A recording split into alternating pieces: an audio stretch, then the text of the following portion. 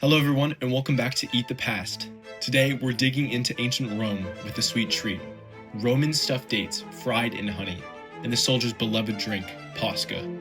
Along the way, we'll explore the grand festival of Octavian's Triple Triumph, an event that paved the way for the Roman Empire. Let's get cooking. To start off this recipe, we're going to need pepper, pitted dates, honey, and finally, walnuts, pine nuts, cashews, and almonds, or any nuts of your choosing. First up, you're going to want to finely chop or crush the nuts so they reach a similar size.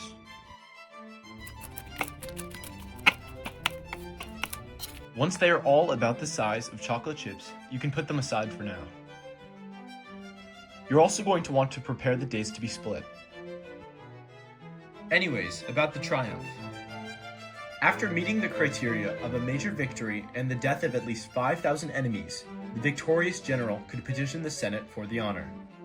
The festivals were extravagant and the celebrations lasted for days on end. Next up, you're going to want to slice the date open and remove the pit. Few triumphs, though, were more elaborate than Octavian's Triple Triumph in 29 BC. The future Emperor Augustus celebrated 3 triumphs in a row. He marked victories over Illyricum, over Mark Antony and Cleopatra at Actium, and finally over Egypt. Although his triumph over the tribes in Illyricum was considered less deserving of a grand celebration compared to his other victories, he included it in the triumphs to bolster his military reputation and legitimize his rule. Alrighty, next up, you're going to want to stuff the crushed nuts into the dates. Try to pack them as tightly as possible so it doesn't fall apart in the pan. After you're done, it should look something like this. To actually fry the dates, you're going to want to warm up your pan. Turn the temperature up to medium and put in your honey. You're going to want it bubbling, but don't burn it.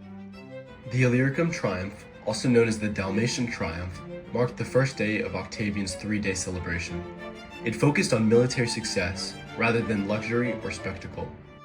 Octavian rode in a chariot through Rome while Illyrian prisoners, captured weapons, tribal banners, and other spoils from the Balkan campaign were displayed. The honey's going to get more thin and then start bubbling up. You're going to want to add your dates in immediately. If the honey's browning, then you're doing the right thing. Just don't let the honey turn a dark reddish brown, as that means it's burnt. Constantly stir it all around, and then coat the top of the dates with some honey. Now, the second day of Octavian's triumph focused on his victory over Egypt and the defeat of Antony and Cleopatra. There were displays of captured Egyptian treasure and representations of Alexandria. Cleopatra and Antony were there, both being portrayed as enemies of Rome. Compared to the first day, this triumph emphasized the scale and political importance of the victory, marking an end to the Civil War. Once you think the dates look good enough, you can turn off the heat and get them all on a plate. Now, I'm going to add some black pepper, and I think you should too, to mellow out the sweetness. The Romans did this a bunch to give it a bit of spiciness, but I think that's being dramatic. Okay, now that the dates are done, let's move on to the Posca, which is really easy. We know that Cato the Elder drank Posca, as did many Roman soldiers.